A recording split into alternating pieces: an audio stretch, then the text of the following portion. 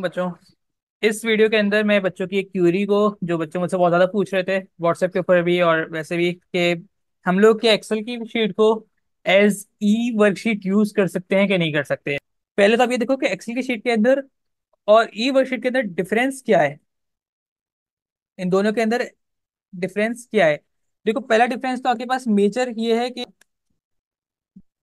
Excel की sheet के अंदर आपको फॉर्मूला आप टाइप करते हो, आप अर्थमेटिक फंक्शंस डालते हो, आपको कैलकुलेट एक्सेल खुद ब खुद करके दे देता है। ई वर्षन के अंदर क्या होता था कि आप लोग पूरा पूरा सॉल्यूशन टाइप करते थे, कैलकुलेटर के अंदर कैलकुलेट करते थे, फिर उसका आंसर भी टाइप करते थे। ठीक है। दूसरा जो बेसिकली एक माइनर सा डिफरेंस है वो फॉर्मेटिंग का है। ठीक है। माइनर डिफरेंस क्या है?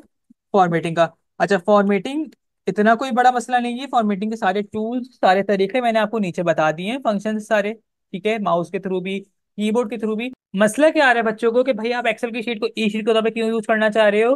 बच्चों को असल मसला है वो इस चीज से है।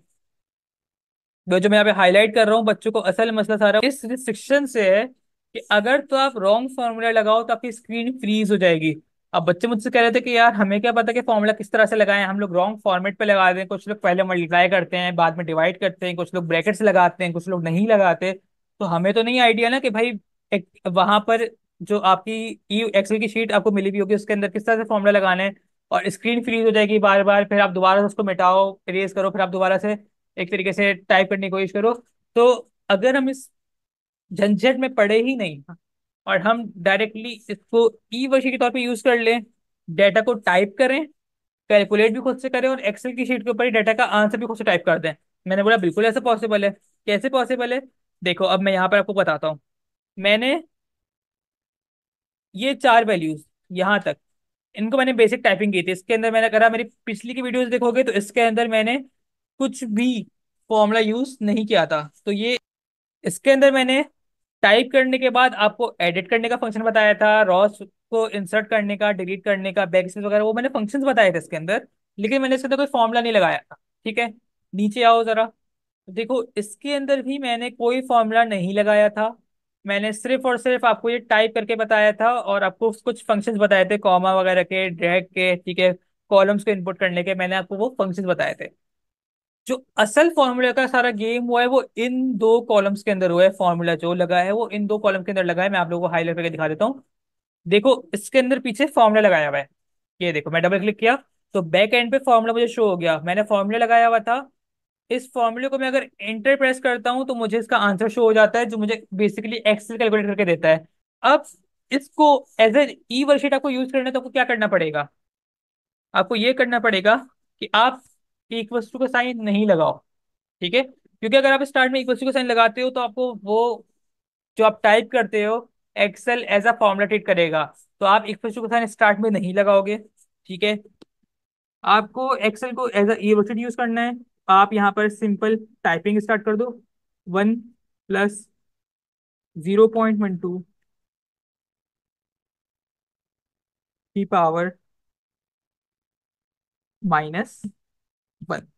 अब देखो, अगर मैं एंटर प्रेस करता हूं तो अब इसने मुझे इसका आंसर शो नहीं किया। वो क्यों शो नहीं किया? क्योंकि मैंने इसके यहाँ पर स्टार्ट में इक्वल टू का साइन नहीं लगाया था।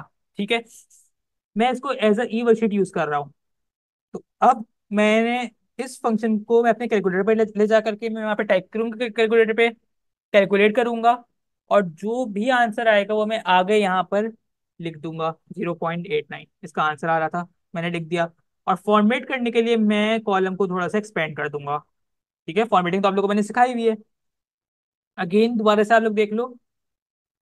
अभी जो ये हुआ हुआ है एक्सेल के अंदर फॉर्मूला इनपुट करने से। ठीक है।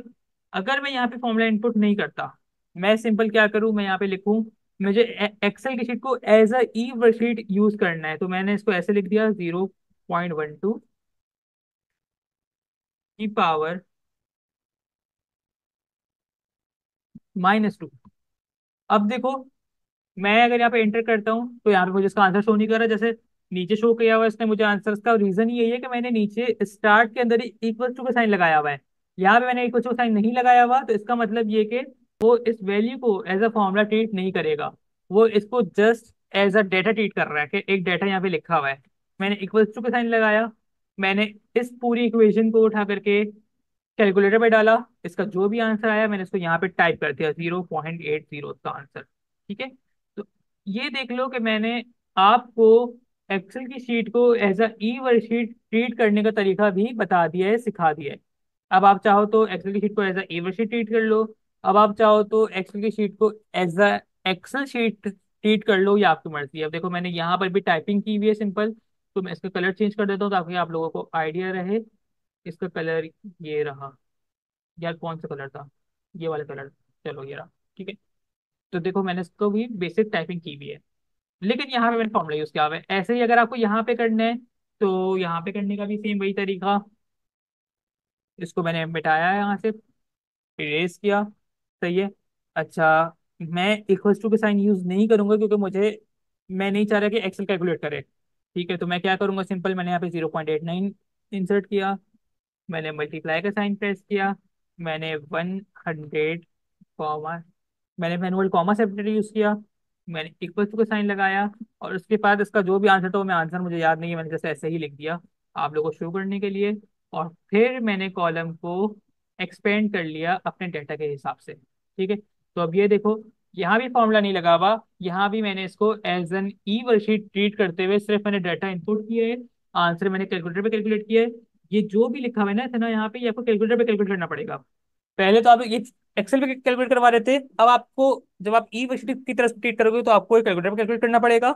और फिर आप इसका जो आंसर आएगा, जो भी यहाँ पे आंसर आएगा, मुझे आंसर नहीं याद इसका, मैंने यहाँ पे ऐसे ही लिख दिया, तो जो भी आपको आंसर आएगा यहाँ पे एडिट करके यहाँ पे लिख सकते हो। ठीक है। तो इस वीडियो के अंदर मैंने आप लोगों को एक्सेल की शीट को as an e worksheet use करने का तरीका भी बता दिया।